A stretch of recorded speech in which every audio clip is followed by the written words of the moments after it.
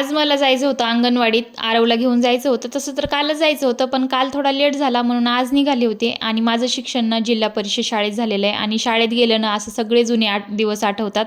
कारण का कुठल्या पण गावची शाळा असू दे, जिल्हा परिषद, असं वाटतं अरे ही तर शाळा माझीच आहे. कारण का त्या भिंती वेगळ्या आहेत पण भावना ती सेम असते. आणि शाळेत गेलं ना सगळे जुने दिवस आठवायला लागतात. आणि आता आपले शाळेचे दिवस संपले आणि आता आपली मुलं शाळेत जात आहेत. असं वाटतं की अरे किती दिवस लवकर गेले ना. शाळेत गेले, जे काम होतं ते केलं आणि आता तिथं घसरगुंडी आहे ना. आरवचं काही घरी जायचं अजिबात मन नव्हतं. किती वेळ तिथेच टाईमपास केला. त्याला बराच वेळ खेळायचं होतं मुलांसोबत. आणि आता मुलं म्हटल्याच्या नंतर ह्याचं काही मनच नव्हतं घरी यायचं. तसंच थोडाफार टाईमपास केला आणि घरी आले. आज होता गुरुवार, गुरुवारी उपवास असतो तर साबुदाणा बनवला.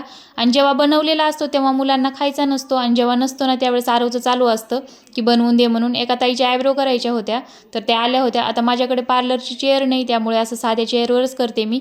आणि हा टॉप ना मी फ्लिपकार्टहून मागवला आहे आणि खरंच खूप छान आहे क्वालिटीला.